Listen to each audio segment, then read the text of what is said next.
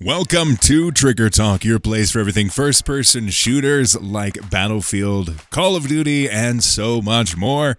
And as always, I'm your host, Sage Goodwin. I'm joined by Sammy Boy. How you doing, man? I hate it here. I really do. I just hate it, man. Gaming sucks.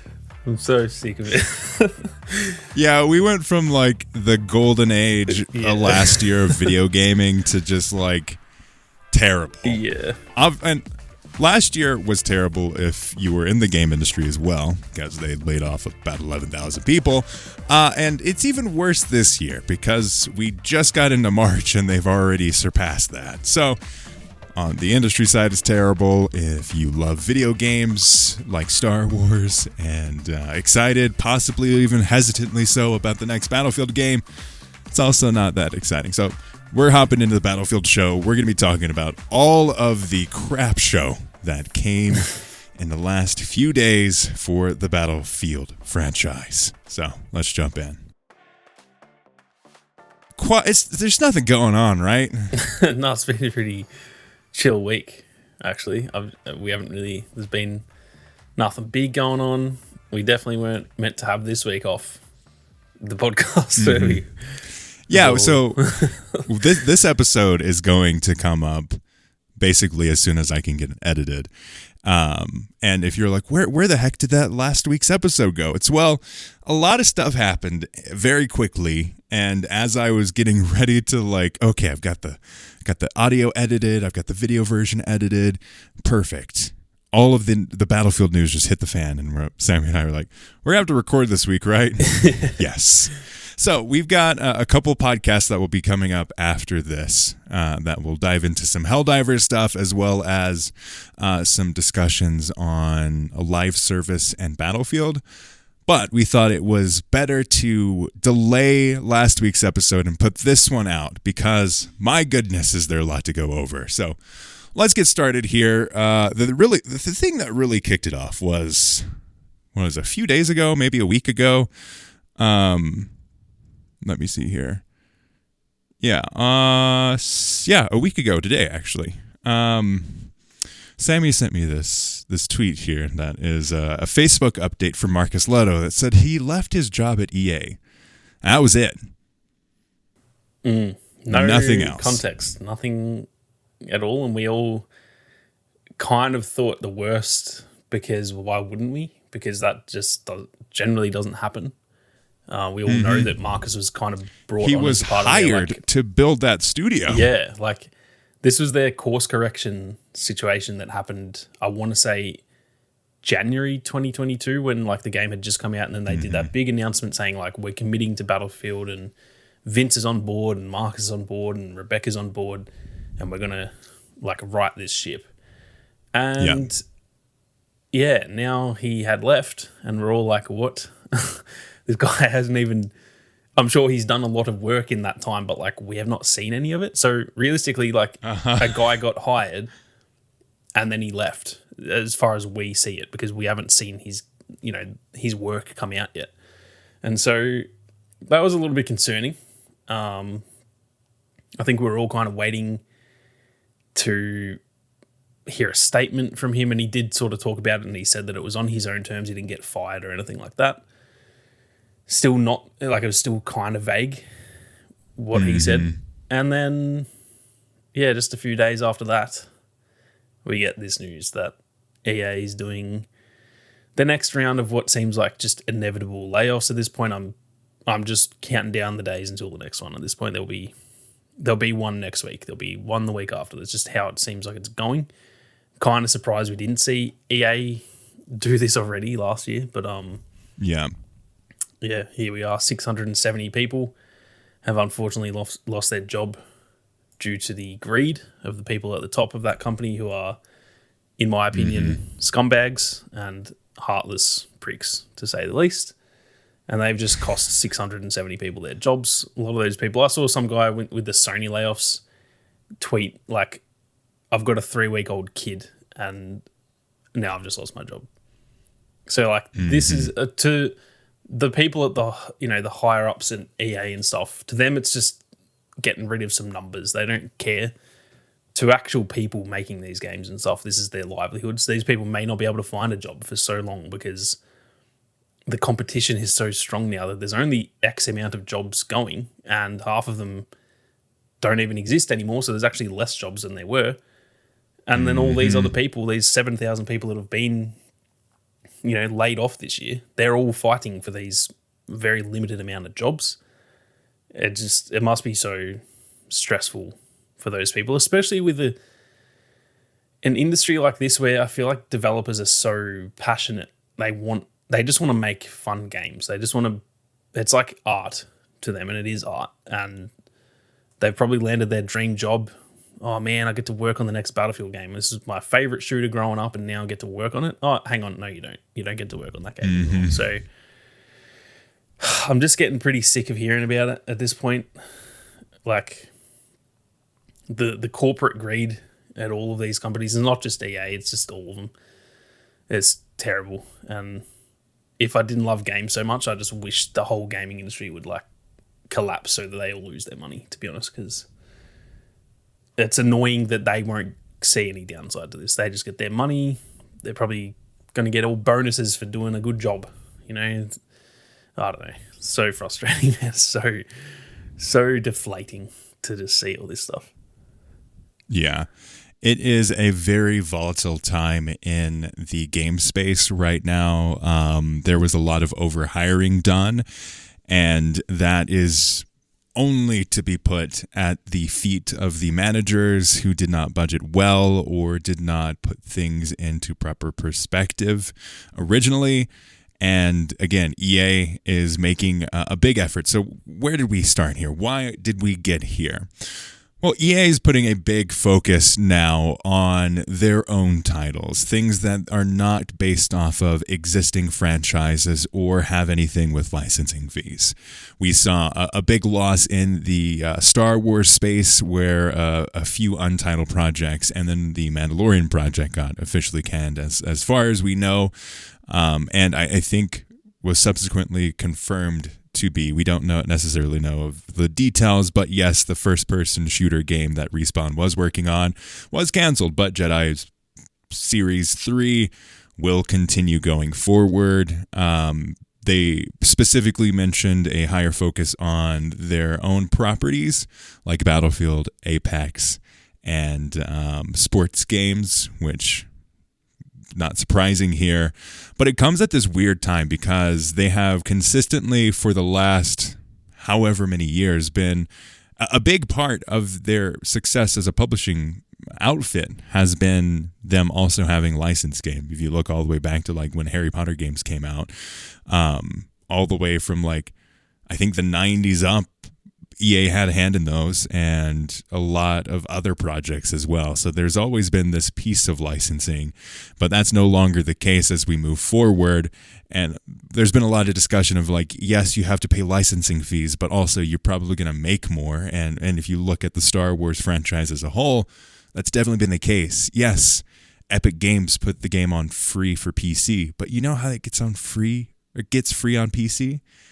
Epic writes a big old fat check to EA and is like, hey buddy, we'd like to have this as our free rotation of games. And they're like, sweet, here's how much it costs. Have fun. That's how it works.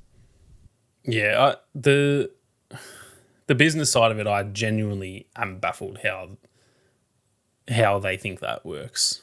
And I don't know the ins and outs, so maybe I'm completely wrong. I probably am, but how do they think any of their own IPs, and not to say any, because obviously FIFA sells crazy amounts, and obviously then the Ultimate Team side of it, that makes a lot of money. I'm kind of not including that. I'm also not going to include Apex because that game does really well too. Mm-hmm. But if we look at some of their own IPs, and I'd also say The Sims is another one that The Sims does really well. So Apex, The Sims, FIFA, I feel like I completely agree with that they should focus on them. They're money makers and they do very well. So smart business decision to focus on those. If we look at their other IPs that they've launched, Anthem, absolute L, one of the worst fails in gaming. Immortals of Avium, they launched last year. The studio shut down because it was such a bust. These games that they constantly release, that they try and do their own thing, they're not very good. And I actually played Immortals of Avium. It was actually a good game, but the marketing and the fact that it's not an existing IP, this is not something people know. Mm-hmm. So there's no interest in it.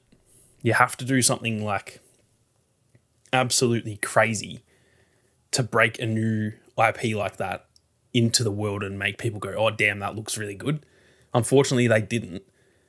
Despite, I think if the marketing and everything for that game was done properly, I think it would have done pretty well. I genuinely think that's like an 8 out of 10 game. It was actually genuinely good.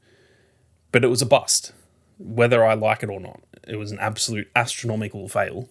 They literally shut the studio down. So how they think those IPs that they own, again, not excluding the good ones that do work, but like those sorts of games that they're now going to try and focus on, even a game like Titanfall, which is so widely loved. Are you going to tell me that Titanfall sells more copies than Star Wars? That is one of the most absurd things that I've ever heard, to think they believe their own IPs will sell more and be more successful than Star Wars, even if they have to be an extra, say, 20% more successful to make that money back for the licensing. You're going to tell me Star Wars games don't sell 20% more than Titanfall?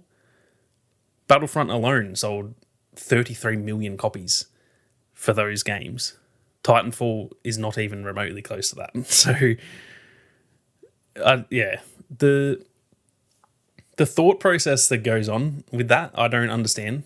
And I think this will come to bite them on the ass, that they're going to now double down on their own. They're going to try and make their own like EA originals and stuff. And there might be some good ones. I'm sure there will be. But I can assure you they're going to release a bunch of games in the next, say, 5 years that will just be absolute astronomical fails. And they're going to be sitting here going, why aren't these games selling? Like, this is a good game. What's going wrong?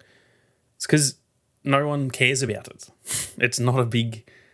You have to do so much work to, like, earn people's investment in it. So I do think a game like Titanfall 3, if they make that, which, to be honest, I think they potentially could now that they're not working on this Respawn game, that could sell well. But I feel like a bunch of other games aren't going to sell well. And to just think that, like, they are going to outperform Star Wars, and it's not just Star Wars, they said all licensed IP. So, like, Marvel games, not going to make Marvel games anymore, apparently. Even though the part that confuses me, they said that, and then they said we're committed to our partnership with Disney and Marvel. So, like, which one is it? I don't understand that. Well, it makes me wonder about the Montreal studio that helped with Battlefront's campaign. Motive, was it? Motive, yeah. They have an Iron Man game coming up, right? Yep, and there's also a Black Panther game. And they confirmed in this statement they're still working. Those games and Jedi, they're still working on. So my question then is, like, how are you saying you're going to move away from licensed IPs, but you're going to make Jedi 3? Like, it doesn't make sense to me. And they might just think, well, Jedi 3 will be... I guess they're just looking at proven materials or something like that. The same thing with Iron Man. To be fair, Iron Man's a huge... Like, that will sell because it's Iron Man. It's such a big character. Black Panther. I don't know if Black Panther is bigger than The Mandalorian. I don't know if... Maybe I'm more of a Star Wars fan than Marvel, but I feel like The Mandalorian has more pull to it than Black Panther. You also have to wonder too if they have like contractual agreements that Marvel says, "Hey, you have to do this," and therefore they can't actually cancel it. Yeah, it's all just kind of confusing. Is my point that, like, their messaging here is very odd, and yeah, I think I've been thinking about why they would do this, and I think this is just a theory. So just take this with a grain of salt. It's just a theory. We know that with FIFA, right? It's not called FIFA anymore. It's EAFC. They saved $1 billion. I don't know if that was official or what, but it was reported by like Jason Schreier and stuff. So I'm going to assume it's real. That it was $1 billion for every 4 years to get the license for FIFA to put on their title.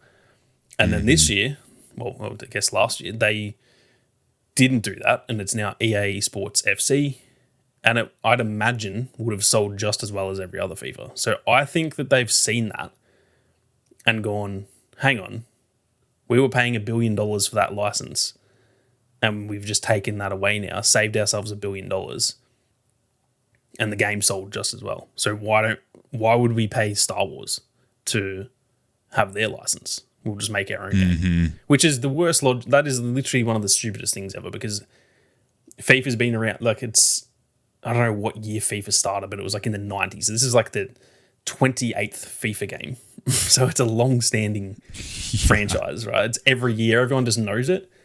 And it's also the first, like for me, I was actually interested in it because I'm like, damn, is this going to be different than FIFA? So I bought it because I wanted to see if it was any different now that it's got a new name.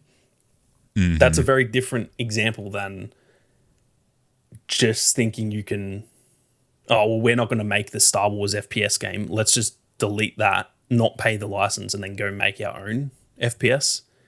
Because that will probably be a bust, just like Immortals of Avium, unless it's Titanfall 3. And again, that still, in my opinion, wouldn't sell more than a Mandalorian game.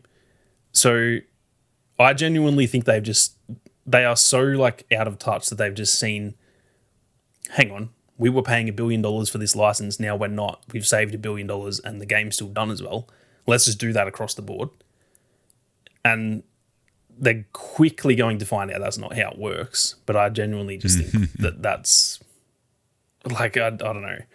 That is such an EA thing if that's what they've done. They're so out of touch with gaming that they think, oh, well, let's just not pay anyone for the license and let's make our own. And 90% of them are going to be terrible. Let's be honest. They've released that many games in the last few years that are just genuinely not good.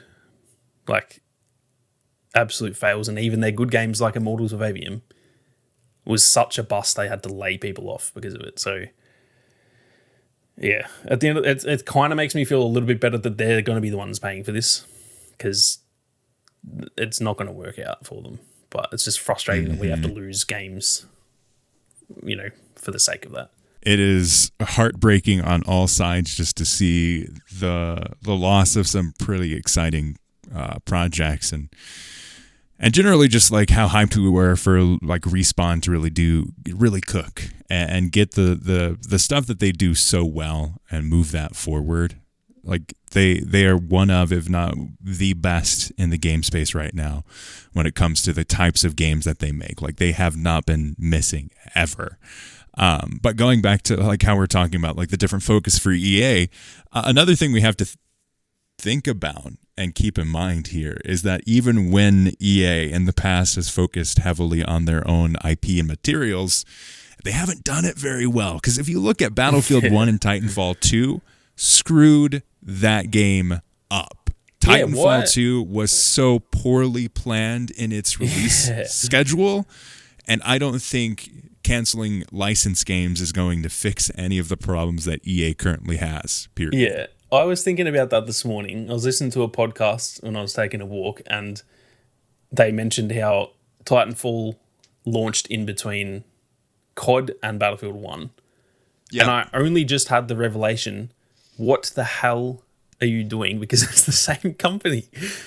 I always just thought like, oh man, Titanfall just got bad luck. Like they launched between the two big games. Like that's pretty rough. It's the same company. They knew when they were launching Battlefield 1. Why the hell would they do that?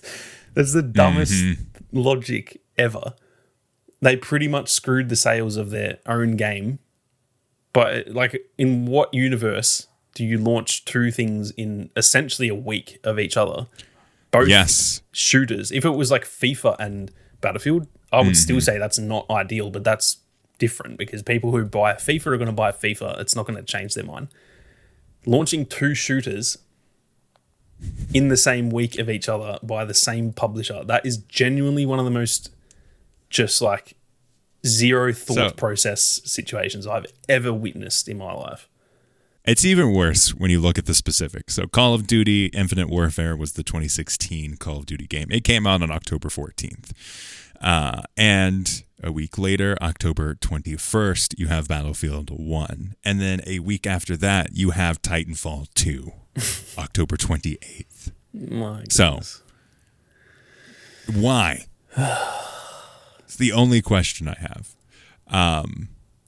But, yeah, it's freaking ridiculous. But I do want to talk about how this will impact not Call of Duty, Battlefield going forward, because there have been a lot of discussions around the next game in tandem with this discussion. Industrial Toys, Battlefield Mobile, gone. It's done for. Ridgeline Games, the narrative campaign, gone. It's done for, which sucks because that was the studio from the guy that was one of the creators of Halo, one of the most revered video games in the history of video games, especially when you look at first-person shooters, and had such a heart for story, and that was the focus that they were going to bring to this next Battlefield game. Both of those are gone. DICE, still there. They're going to do the multiplayer and the single-player campaign with a co-developer. I think Criterion Ripple Effect moved to like handle their section of the campaign, which I'll let you finish, but that worries me also. We'll touch on that. Yes. Yes. Yep. Ripple Effect is going to do a multiplayer, completely different experience. EA Gothenburg is going to be part of it as well, and that's not surprising. They've been a support developer for, I think, their entirety of existence. They're still going to use Frostbite, and Criterion is going to take over the narrative campaign. I want to talk. Let's talk about Criterion. I know some people at Criterion. They're lovely people. I really enjoy what they do for Need for Speed. I think they know vehicle handling very well. They handled the vehicle combat in Battlefront 2015 or 2017, the second game, and I really enjoyed that. They've done Need for Speed.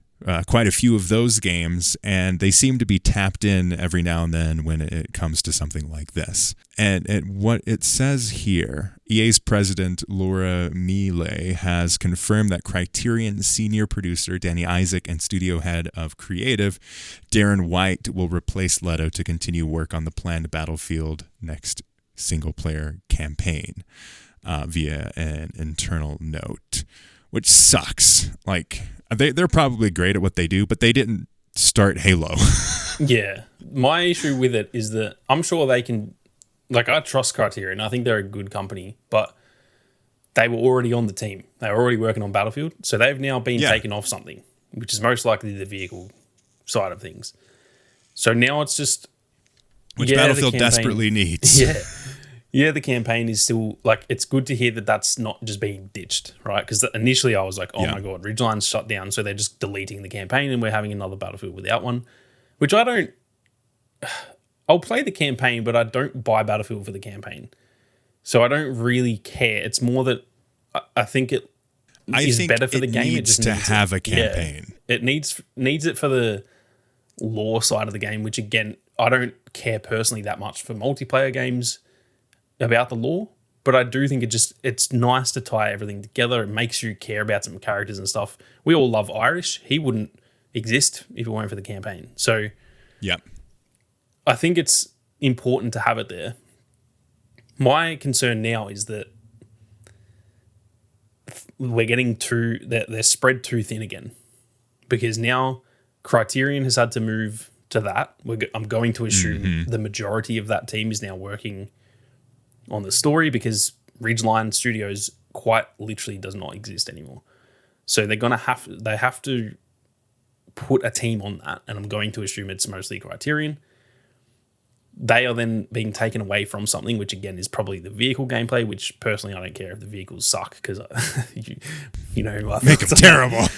But obviously it's a core part of Battlefield, and that's all obviously a joke. I want the vehicle game. I want every element of the gameplay to be good. Yeah. And that concerns me that... But if they're gonna cut some corners, it's fine to cut corners. Yeah, exactly. It's fine. But then now what I'm concerned about is that, okay, let's just say Criterion has mostly moved to the campaign. I'm sure there's still people, because it's not quite as simple as like Team A works on element A, right? That you can have Yeah. like half the team work on one thing, half the team on the other. It's not like as black and white as that. But let's just assume the majority of Criterion are now working on the campaign side of it. Who's working on the vehicle stuff? Is that DICE? Does that mean DICE they've had to take developers from working on the core elements of the game to fill in what Criterion was doing, working on the vehicle stuff. So now DICE is again spread a little bit too thin. Maybe they're not. I don't know. I don't work there, but I don't like the idea. I want all of DICE Stockholm to just focus on the fundamentals of Battlefield. I don't want them touching vehicle. Well, I mean, vehicles are part of that, but I mean like the gunplay, the gameplay side of it, the maps. I don't. We care saw about them go and stuff. Into some weird directions with 2042. We saw them go with some weird directions with Battlefield 5. We see how they work, at least from an external perspective, and what they can do. We need them fully focused on Battlefield's multiplayer. Like, I would be fine if they just kind of focused on the multiplayer, because as we've seen, they removed a lot of their writers and campaign people before Battlefield 2042 happened. And I assume a lot of that information kind of left and went to other studios. So even that perspective doesn't necessarily work. Yeah, it's the whole thing is just it just has me so concerned for the next game. I think the fact that it's coming out next year, not this year, I don't want to say confident, but I'm quietly optimistic the game can still be good, because they're taking 4 years to make this one. And there is still multiple teams on it. So I'm not like doom and gloom, oh my God, this game's going to suck. I don't necessarily think that. It definitely can suck, but I think it equally can be good if they just focus. There's been those like leaks from Tom Henderson about they're going back to 64 players. There is the 4 class system, system in the game. Yeah. A lot of stuff that they've talked about, that a lot of stuff that's been like leaked and stuff, again, might not even be real, but everything we're hearing sounds promising outside of this stuff, obviously. So yeah, I'm still optimistic about it, but man, like, this is a big blow. This has just made me go, not again. We don't need this right now. And the part that confuses me the most is leading back to what we said at the start of this discussion. EA said, we're stopping, well, not necessarily stopping, but we're going to move away a bit from licensed IP and focus on our own IP. They then proceed to delete a studio who's working on Battlefield. Make that make sense. How is that focusing on your own IP when you then just go and remove a studio who is working on it and throw the entire thing into just shambles? Because even if it gets sorted out, there's no doubt a lot of stress going on at DICE and stuff right now, thinking, all right, we're going to reallocate this person and that person to go do this thing and that thing. And like, that is not focusing on your own IPs. That is making a mess of your own IPs. So that's the part that confuses me about this whole situation. If they were like, all right, we're like, the Respawn Star Wars game's done, all of like, now that Respawn studio, we're putting them on Battlefield. If they did that, I'd still be annoyed about the Star Wars game, but I'd be thinking, all right, they are committing to Battlefield. They're putting Respawn on it as well. But they are not doing that. Dude, I'd be so hyped if they announced that Respawn was going to even just touch the next Battlefield game. Like, I would be so hyped. So that's the part to me that's just really confusing, is because to me, saying we're committing to our own IPs and we want to focus on that, and then just shutting down a studio and not really replacing them, that doesn't feel like a commitment. That feels like kind of cutting corners a little bit. And yeah, I don't know. I'm definitely concerned. I think the game can still be good, but I'm definitely like very hesitant to even be excited. Once we get trailers and stuff and we start seeing what it looks like at some point next year, then I'll make up my mind on it. But for now, I'm just going to assume that Battlefield's peak is gone. I just don't think it. I don't know if it comes back to where it was from here unless they just do something drastic. So it's just been such an annoying week for two of my favorite franchises, Star Wars gaming and Battlefield. And one got cancelled and the other one's in shambles. So yeah. I don't know. I'm at a loss for words, honestly, the way that EA handles their business. I don't understand how these people get jobs in that industry. I'm surprised some of those people have managed to get a job at Macca's, let alone freaking a CEO job. Like, they make some of the dumbest decisions and they just get paid for it anyway. They're making millions to do stupid stuff. Like, where do I sign up for that job? I'm pretty good at being stupid. Let me sign up. I'll do a better job than those How guys. can I get on board with this? Talking about something big and impressive. They've got to do something big, right? Well, so let me pitch this idea to you, okay? We've got Battlefield. It's a beloved franchise. There's a popular game idea called live services.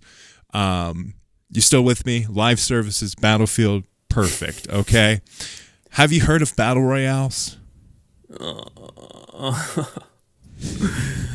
Because apparently to Insider Gaming, Tom Henderson says EA's next Battlefield game will also have a free-to-play battle royale element.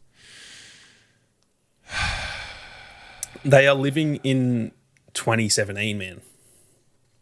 I love battle. Is Criterion going to make this? I want to say this right off the bat. I am a huge BR guy. I love, like, Warzone and those types of games have been my jam for so long now, pretty much since PUBG. So, like, before Fortnite, I've loved BRs. I do not think I want a Battlefield BR. If it works well, fantastic. My concern, once again, is it's just taking away resources from what we need in the main game. The main Battlefield experience needs to be like an 8 out of 10 minimum. And focusing on a BR, I don't know, man. I've seen how it's gone with Call of Duty where Warzone's been good, although to be fair, Warzone 2 and 3 were not good. But like Warzone 1, amazing. And 2 and 3 have got good elements to them. But it's killed Call of Duty because they now, like, Warzone's the moneymaker. So now they do focus on that. And unfortunately, core Call of Duty is genuinely not good anymore.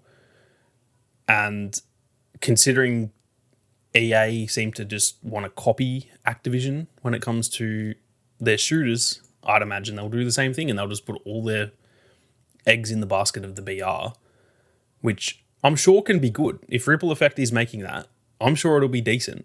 But is it worth it at the cost of potentially the core Battlefield sucking? I don't think it is, because that's not what we play. Like, Battlefield is inherently a casual, fun sandbox, like, chaotic game.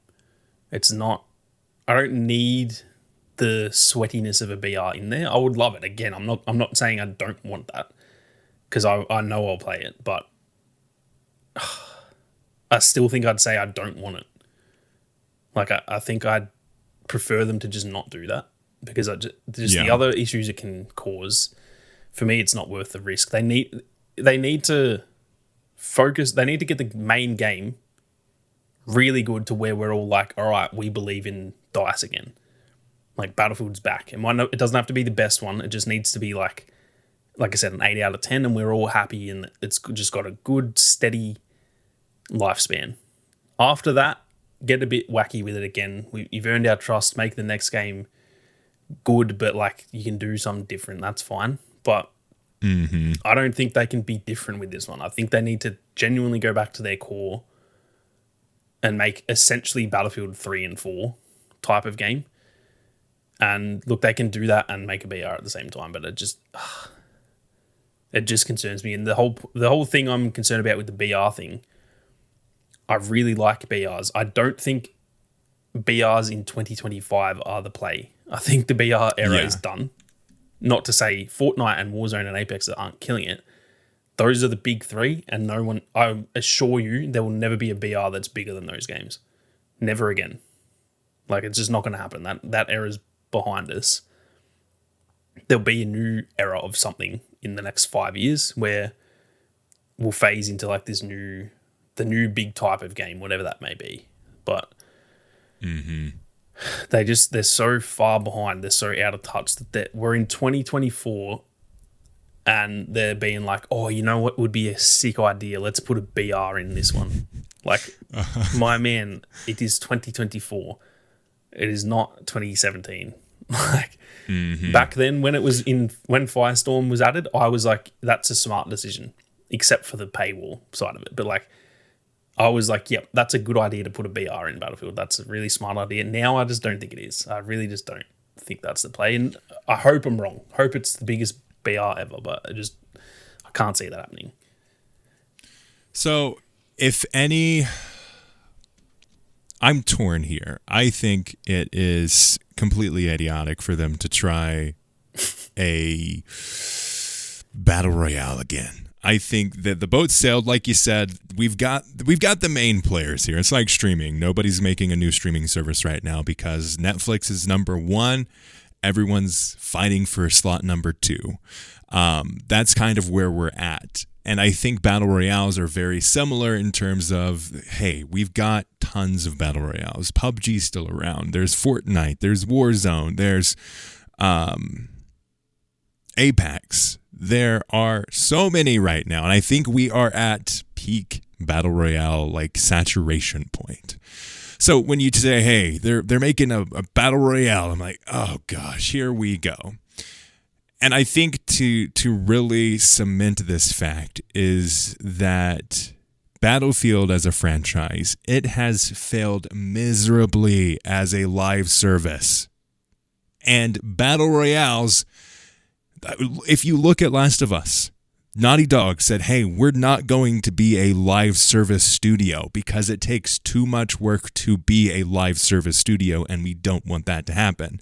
And now you have Battlefield over here that's like, yo, fam, how about we our failed live service, let's do that again for the main game. But also, let's have this little side project here that's a battle royale game.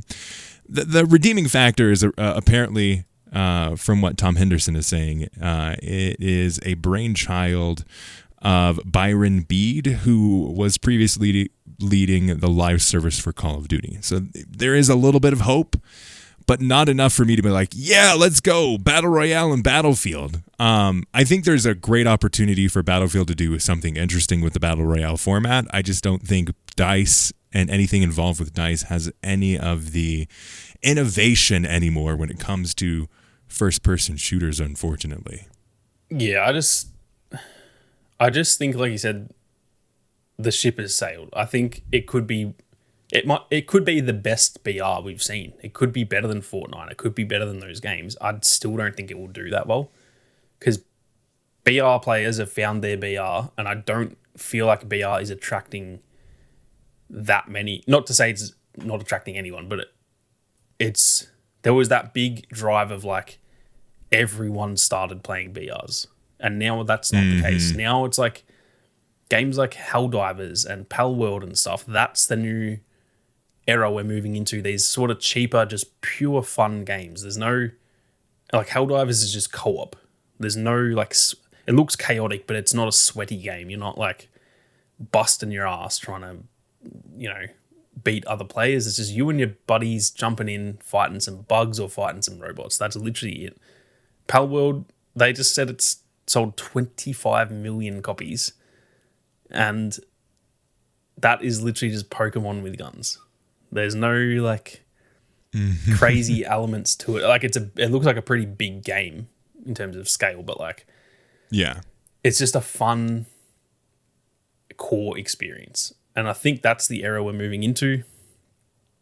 And I think that people aren't really looking for a BR anymore because they've found it.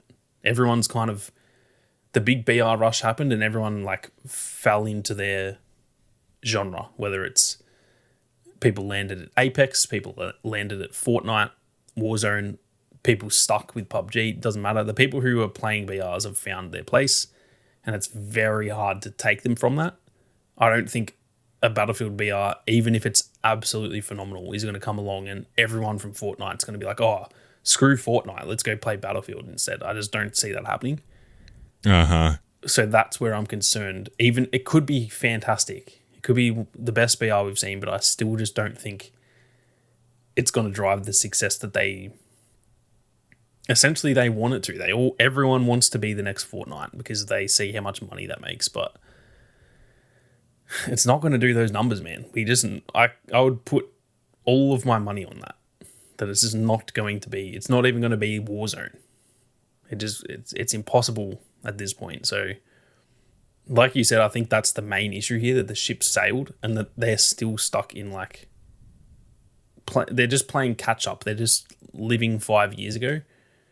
Mm-hmm. Whether it's DICE or whether it's EA as a whole, because all of the EA statement about cancelling the respawn shooter, and they've said we want to focus on open world games and stuff.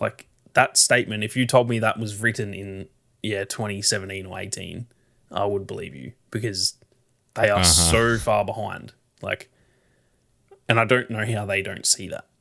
I don't know how they can actually think that's the current trends. It's like they didn't see Suicide Squad.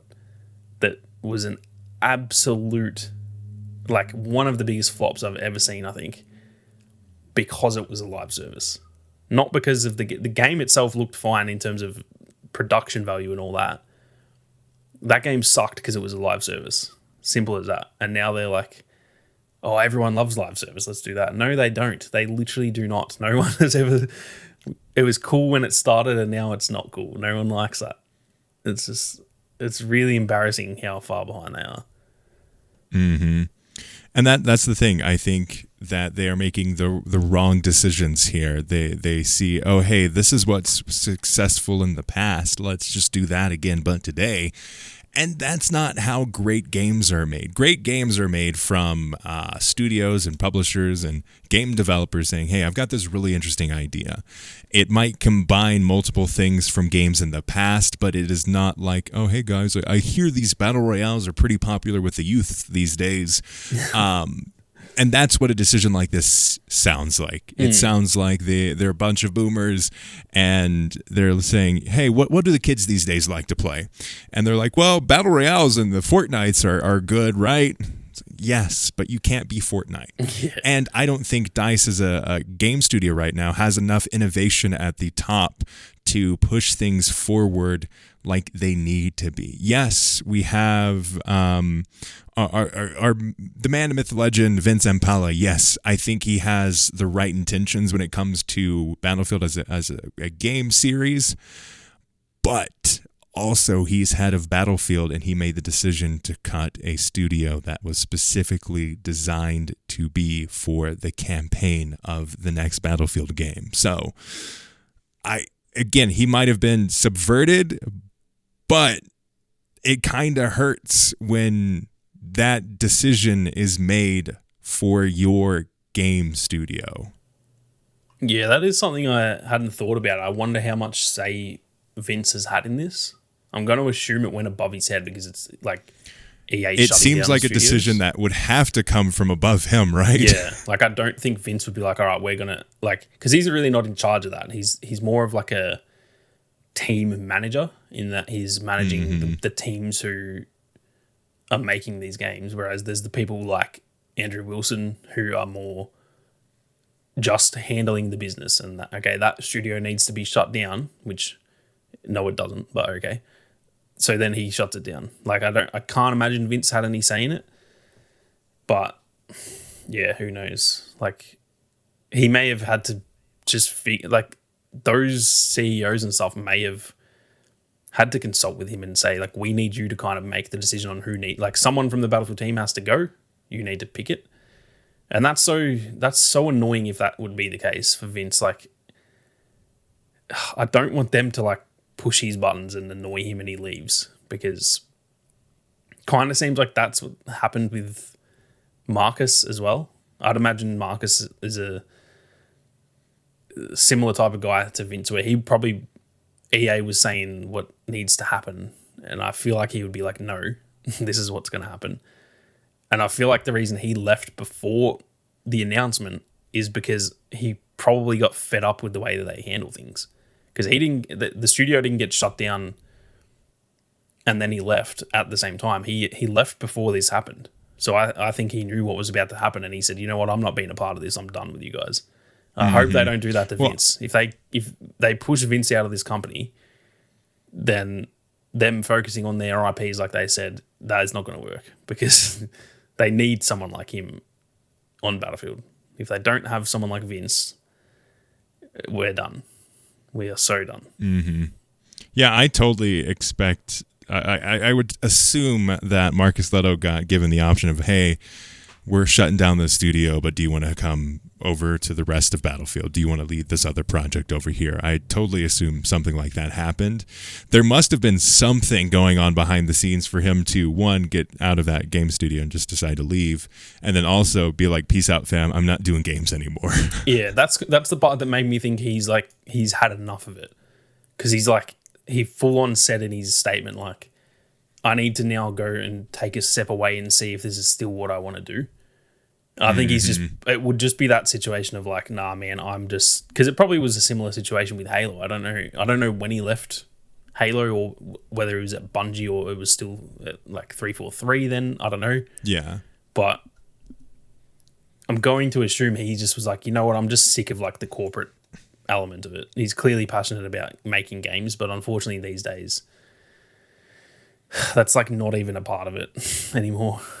Who cares how passionate you are? It's just whatever the freaking idiots at the top say. You just have to do it. So I feel like that's what's happened there. Obviously that's just a wild guess, but I just feel like the reason he left, because like you said, they would have offered him a job somewhere else, surely. Like, he wouldn't get his job cut. He's one of the people they brought in to like fix it. Yeah. So I'm certain they would have said like, all right, well, we're going to let you know before it happens. We're shutting down Ridgeline. Do you want to come work for DICE and be a manager there? Or do you want to do this and that? And it just seems like he was like, nah, man, I'm that sick of you guys that I'm done. And I'm not just done from this company. I think I'm quitting video games. Like, that's bad. That just shows how much they push people to just the brink of like, I don't like this job anymore. And man, if they do that to Vince, like, I don't think I could ever forgive him for that, because he's one of the most smart minds in that, you know, that genre of gaming. If they pushed him to that point, like, I'd be so mad. I'd be beyond mad at that point.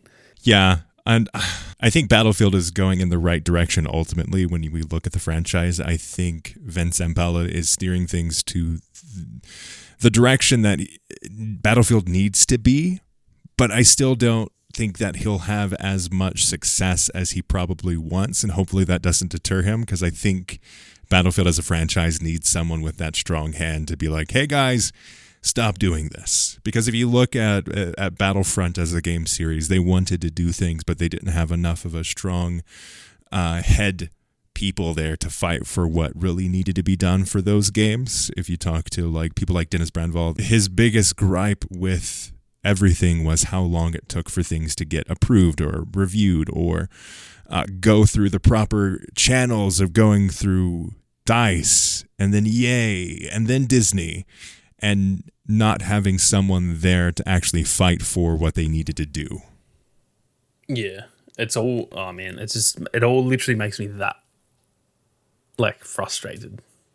Like, it's, we were saying before we started recording that like this shouldn't be something that affects our day. Like, we should just see the news and be like, damn, that sucks, and then move on. I've actually been like in a rut since Thursday, I think it was, about all of this, because it's just so frustrating. Like, on every single side of it, it's first and foremost just so heartbreaking to see the people losing their jobs. That's the first thing. It's very easy to think like, oh man, we don't get to play the Star Wars game. That's so trivial compared to like people losing their entire jobs.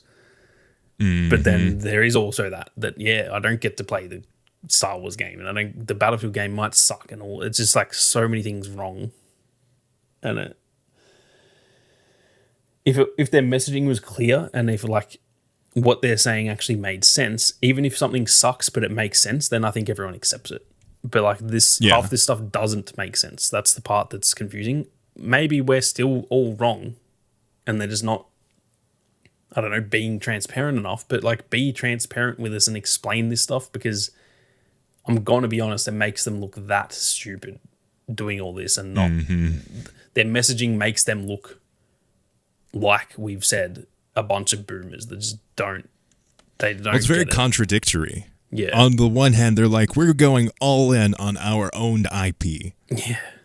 But also all these other studios that haven't had any proven track record in pulling off proven IP from other licensing partners, we're going to keep those people doing those things. But the one that has proven time and time again that they can pull stuff like this off, yeah, we're going to cancel all their stuff. So like on the one hand, yes, I can understand them wanting to focus more on what they own instead of being like the repackaging publisher. I totally get that. But you kind of have to prove to yourself, hey, this is what we're going to do. We're going to say this and we're going to pull it off. And basically ever since Andrew Wilson has gotten in the role of CEO, he hasn't proven that at all. Anything that he says, it just doesn't add up. I would love to know how, like, people haven't called for his head yet. Genuine question.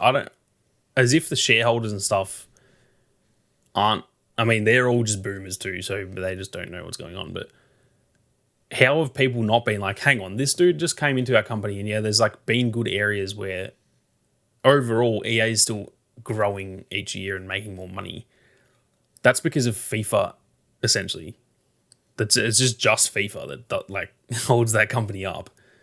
Apex does pretty well, but if they deleted FIFA, I don't think EA as a company would be doing that well. And I'm curious how like the shareholders and stuff aren't like, this dude says a lot of things, and then everything that he says is kind of the absolute opposite of what happens. Saying like, oh, we think single player games are dead, and then 2023 happens and literally like 30 huge single player games come out and they're all successful, biggest year of gaming. And didn't this dude just say single player gaming is dead? And now they said they wanted to go back to single player games, and they did the Jedi franchise and it's done really well. And then they spin up another Star Wars single player franchise, but they cancel that. So like, there's so many contradictory things going on, saying like, oh, we think single player is dead, and then it's not dead, and then they do single player and it does well, and then they're like, oh, that's not going to do well, so we're going to cancel the next one. And it's just like, it's a circus. It literally is a circus, that place. They just do, I swear they just like press buttons and go like, oh, we're going to just do this thing now. Like, screw that game. Hit delete, gone. Let's just do this other random that's probably going to suck. Like, I don't know how people haven't caught on to that, because all of us in the all the gaming community know that guy's an absolute fraud. Like, he doesn't know what he's doing. I don't know how the shareholders and stuff aren't calling for his head, saying like, this guy needs to go, because I'm investing billions in this company, and it's like, yeah, it's growing, but it's, my God, is it a shambles? Like, I don't know. It's just, it's all very baffling to me. The political side of like corporate America and like just the whole gaming industry, the whole politics of it is just beyond me. Like, it does not, none of it makes sense. I don't know how these people are in those roles and are earning millions upon millions of dollars to do what I think is a bad job. Like, I don't think any of those CEOs at really any of the companies are doing as good as a job as they probably seem like it, because the gaming industry is growing and all that stuff, but like, nothing that you've done, buddy. All of your statements have come to be not true. And like, if the company was doing that well, let me ask, why have they just laid off 5% of the company? Do you know what I mean? Why, if a company's doing really healthy, it's not going to fire 700 people. Like that's a sign of some really bad decisions that were made probably during COVID, where they've overhired. They saw record numbers because we were all stuck at home playing games. Everyone was buying these record games. numbers are going to continue, right, guys? Yeah. Totally. They're going to be great. Keep on hiring. Yeah, like, and that's the part that confuses me is like I haven't done a business degree. I'm going to assume at some point when you learn about doing business that like safe, sustained growth is one of the key things you learn about. Would it not be the case that one of the things they would tell you is don't overextend because that could literally kill your company. How many companies have we seen in the last 20 years that just like they do too much and then they go bankrupt? Like how these companies overhire and all that, I don't understand. I don't understand how you can miscalculate the trajectory of the industry so bad. Because like, surely everyone knew when like COVID hit, like, yeah, the numbers were doing mad. No one was like, oh, this is just how gaming's going now. It's a freaking pandemic. People are stuck at home. It does not take a rocket scientist to understand that. So of course there's record numbers. What type of idiot wouldn't like put two and two together and just be like, yes, there's record numbers, but we shouldn't overextend because the bubble will burst when this pandemic ends. So we can grow the company still, but let's not just hire like stupid amounts of people. Let's just keep some of those record profits and steadily grow the business and set ourselves up for the next 50 years, you know? Like, I don't know. I'm not a businessman. I'm probably sound like an idiot to those guys, but holy shit, do they sound like an idiot to me as well. Like it just baffles me. Yeah, you would think after all this time they'd be able to figure something out when it comes to something like this, but nope. Not at all, unfortunately. Which is kind of dumb. And we'll see where it goes with the Battlefield franchise. I think it's going to be interesting to see where the whole of things end up going one way or the other. But man, is it going to be a crazy time this year? Yeah, the next 18 months leading up to the next Battlefield is just going to be. I'm scared. Like, I'm genuinely scared. I don't know what to expect. It might be good news and stuff. Like it could. I still, like I said, believe it could be a good game. But all signs over the last, I'm going to say since 2017, since Battlefront 2. I know it's a different franchise, same company. It's pretty much the same game as Star Wars. Everything since then has just shown me that they can't nail this like multiplayer live service model. And I just don't see that changing. I don't know. I hope they prove me wrong. I hope the next Battlefield is the best game of all time. I would be so happy to be wrong, but unfortunately I don't think I will be. If history has anything to say, whatever the next game ends up being, probably not going to be what we expect it to, and we probably won't see the revival of Battlefield as a franchise with this next one. It'll probably be the one after that if we have any of the history to look back on. Yeah, which is just ridiculous because like the last, like it shouldn't be 3 bad ones in a row. The last 2 have been, not the best games. They've turned out okay. They always turn out okay at the end.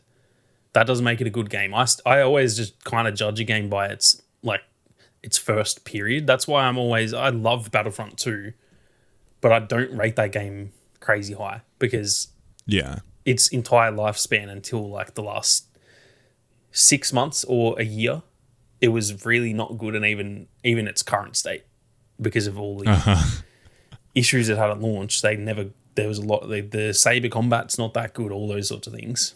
It's the same with Battlefield. Yeah, Battlefield 5 turned out pretty... I really like that game now. If you ask me what my opinion is on Battlefield 5, I would say that game sucks. Because it just didn't launch well. And they need to fix that in the next one. They need to launch it well. And that's all it's going to take from them. If they launch a Battlefield game really strong, it'll be great because their live service side of it, or it's not the live service, it's the fixing of it. But if they don't have to spend a year fixing their game and they can put that into the content and just have all hands on deck on making new content and like even improving the game further. It might be already good, but let's improve the gunplay. Let's make the movement better, all those sorts of things. Then you're not fixing your game, you're improving it. There's a big difference between the two. And I just want to see DICE and the supporting teams do the like crazy turnaround of all the Battlefield games, but starting from a good point. Yes. Because I just want to see it once. And I mean, we've seen it in the past, but even then, man, Battlefield 4, it just didn't launch well. It ended up great, but imagine that game launched better than it did. Then Battlefield 1 actually launched really well, but the live service wasn't good. I don't know why that was the case. I think it was just because Premium had like season passes at that point were done. And I think, again, they were stuck in the past. If Battlefield 1 had more of like a free update, like essentially a live service model and was done properly, that game would have ended up better as well. Battlefield 5, Battlefield 2042, if they launched well, they would have ended even better. So I just want to see that. Just give us one where it's good at launch. We're not asking for a lot here, okay, guys? Because then this whole thing of them like cancelling their licensed IPs and all that, it might start to make sense. We might go, you know what, they've put more resources into Battlefield and it's paid off, and now good on them. You know, they're making their extra money. It's their own franchise. They don't have to pay licenses. Like, good on them. I will always be... I feel like I'm pretty balanced with EA. I'll be the first to criticize them when they're doing stupid shit like they've done this week, but I also do praise them when they do well. And if they do well, I'm always going to be like, good on, like that maybe was a good decision to focus more on that stuff. But going off history, that's all we can go off. We can't, I'm not a freaking psychic. I can't predict the future. I can only go off what they have done. And it doesn't look good. It doesn't look good the way that they have launched their last however many multiplayer shooters at this point. It's been Battlefront 2, Battlefield. I guess you can even say Battlefield 1 in there with the live service. So Battlefield 1, Battlefront 2, and hell, even Battlefront 2015 had its issues with the season pass stuff too. Battlefield 5, 2042. That's what, 5 games? Their last 5 multiplayer games, not including Apex, because that's I think BRs are a bit different. Yeah. The last 5 multiplayer games have just been absolute L's. Even though I love most of those games I just mentioned, I'm not even saying like they suck, but they haven't been. They had something going on with them. There's like, always whether it was performance or content or what have you. There's something that was up.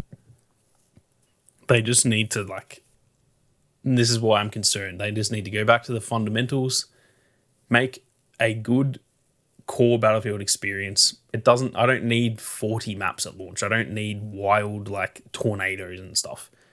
Just give me a modern day. I want them to. It's annoying that they called Battlefield 5 because I would love for this to be the successor to Battlefield 4 and literally just call it Battlefield 5 without the V, like an actual number 5. I want that. I want we had Battlefield 3 and 4, and then I want the Battlefield 5. And it doesn't need crazy. Battlefield 4 was a pretty stock standard game outside of Destruction and Levolution. Yeah. Nothing crazy about that game. It's just a class system, vehicles, 64 players. But that's what made it good. Exactly. And that's what they need to. That's why I'm concerned about the BR stuff, because unless they can keep them completely separate and Ripple Effect just does an amazing BR and then DICE just does an amazing Battlefield, that could work. But I don't know. I would prefer to have Ripple Effect all hands on deck on the multiplayer and just make it really nice, crisp, working Battlefield game, and then launch a BR after. Like, if they want to do that as like a year down the line or whatever, then they can do that. But get the game good first, because all that time spent on the BR, if the core Battlefield sucks, then the BR sucks as well. Yeah, no one's going to play it, whether or not it's free. Yeah, because that's the thing, is that if DICE continue with the way that they've gone, they're obviously a lot less experienced than they used to be and all that kind of thing. The BR side of it, they could have a bunch of awesome mechanics and it could just be a really like game-changing BR mode. But if the gameplay sucks, it doesn't matter. It could be the most just astonishing adaptation of a BR, but if it sucks to shoot at people, then no one's playing it. And that's why I'm concerned they need to just put Ripple Effect and Criterion and DICE on the core game itself. And yeah, it has me concerned that they're not, because the only redeeming factor for me is that it's gonna be a 4-year cycle this time. That I'm excited about, because usually after a year of even a bad launch, a year in, it's usually in a good spot. So if we just take this as it was meant to be launching in, I don't know, October this year, but they've delayed it till October next year or something, and we're just getting it's like the first year of 2042 is just a race, for example, then it could be good. So I'm slightly hopeful, but I think the concern outweighs the the excitement. Yeah. I hope something changes. I hope we do get something great, but my goodness, is it going to be a rough time here. Yeah.